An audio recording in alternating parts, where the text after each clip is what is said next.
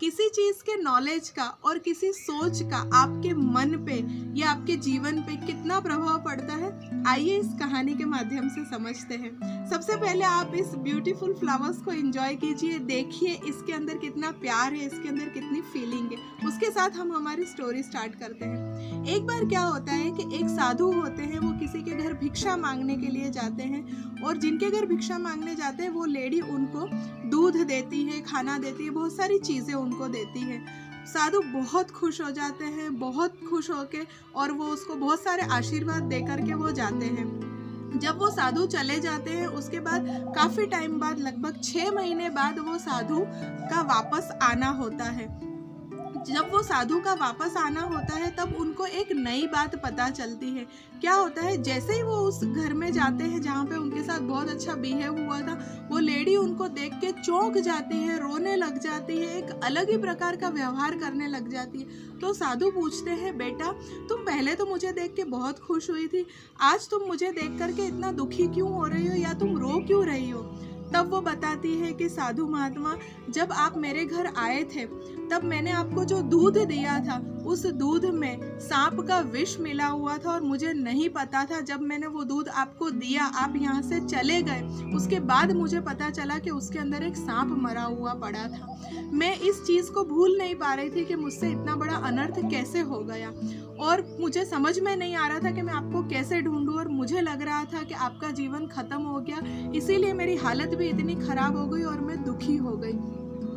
साधु महात्मा अभी तक तो एकदम नॉर्मल थे, एकदम फिट थे, उनको कोई प्रॉब्लम नहीं थी। लेकिन जैसे ही उन्होंने सुना कि 6 महीने पहले उन्होंने जो दूध था वो सांप के विष वाला दूध था और वो पिया था, वो वहीं के वहीं उनकी तबीयत बिगड़ने लग जाती है, उनको टेंशन होने लग जाता है, वो परेशान होने लग जाते हैं और 2 से 3 दिन में उनका अस्तित्व समाप्त हो जाता है, वो खत्म हो जाता है।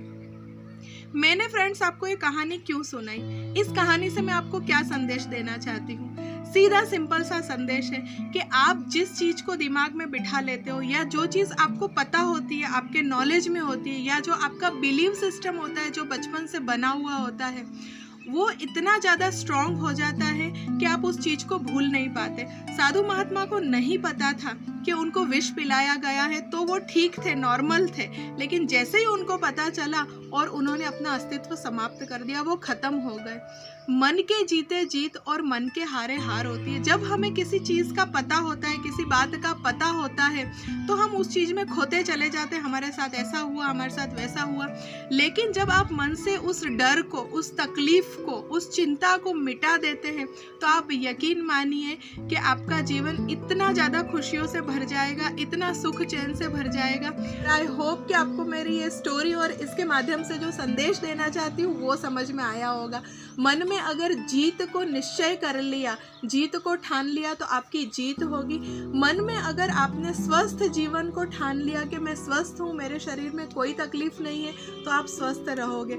इसी तरह से जो चीज़ आप सोचोगे वो चीज़ आपके साथ होती जाएगी। और अगर आपको विश्वास नहीं हो रहा है तो आप 21 दिन तक किसी सोच को पकड़ के रखिए, उसके वाइब्रेशन को पकड़ के रखिए, उस चीज़ को सोचिए और अपने मन से सारी नेगेटिव चीज़ें निकाल के देखिए, फिर देखिए आपके जीवन में कितना अच्छा प्रभाव होता है।